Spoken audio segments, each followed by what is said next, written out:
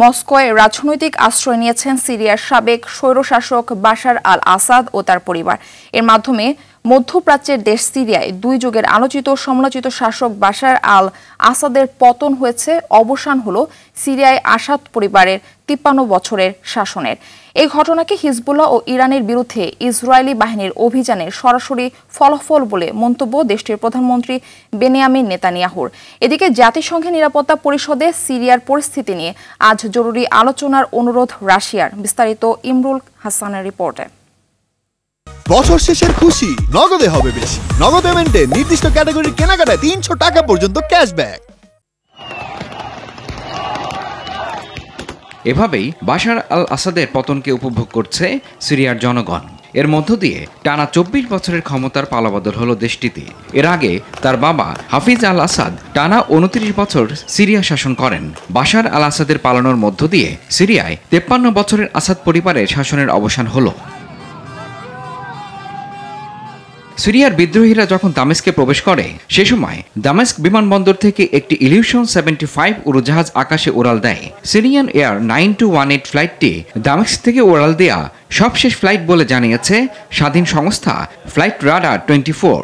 সংস্থাটি বিশ্বজুড়ে উড়োজাহাজ চলাচলের উপর নজর রাখে এবং তাদের ওয়েবসাইটে লাইভ মানচিত্র আকারে সে তথ্য প্রদান করে। বছর শেষের খুশি নগদে হবে বেশি। নগদ পেমেন্টে নির্দিষ্ট ক্যাটাগরির কেনাকাটায় 300 টাকা পর্যন্ত ক্যাশব্যাক। বাশার আল আসাদ দেশ থেকে পালানোর পর একটি ঘোষণা দেয় বিদ্রোহী গোষ্ঠী হায়াত তাহরির আল শাম STS। সিরিয়া এখন মুক্ত এবং জালিম শাসক বাশার আল আসাদের হাত থেকে সিরিয়াকে মুক্ত করা হয়েছে বলে বিবৃতিতে উল্লেখ করা হয়। তবে দামেস্কে অবস্থান করছেন সিরিয়ার প্রধানমন্ত্রী মোহাম্মদ ঘাজি আল জালালি। এখন বিদ্রোহী নিয়ন্ত্রিত সিরিয়ার প্রশাসন থাকবে তার হাতে। আমরা বিদ্রোহীদের দিকে হাত বাড়িয়ে দিচ্ছি, তারাও হাত বাড়িয়েছে।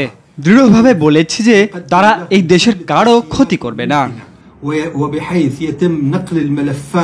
আর তাৎক্ষণিক প্রতিক্রিয়ায় বিরোধী বাহিনীকে সরকারের প্রতিষ্ঠান দখল না করতে বিবৃতি দিয়েছেন বিদ্রোহী গোষ্ঠী STS এর প্রধান আবু মোহাম্মদ আল জোলানি।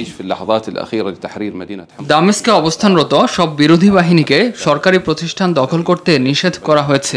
আনুষ্ঠানিকভাবে ক্ষমতা হস্তান্তরের আগ পর্যন্ত এসব সরকারি প্রতিষ্ঠান প্রধানমন্ত্রী আল জালালির তত্ত্বাবধানেই থাকবে। এর আগে গত কয়েকদিনে আলেপ্পো, হোমস সহ সিরিয়ার বেশ কয়েকটি গুরুত্বপূর্ণ শহরে নিয়ন্ত্রণ নেয় বিদ্রোহীরা। তারা ধীরে ধীরে দামেস্কের দিকে এগোতে থাকে। শনিবার রাতে দামেস্কের উপকণ্ঠে পৌঁছে যায় বিদ্রোহীরা, আর রবিবার সকালে তারা দামেস্কে ঢুকে পড়ে। বাশার আল আসাদ প্রাসাদ ছেড়ে পালিয়ে যাওয়ার পর বিদ্রোহীরা সিরিয়াকে মুক্ত বলে আনুষ্ঠানিক ঘোষণা দেয়। ইমরুল হাসান, RTV।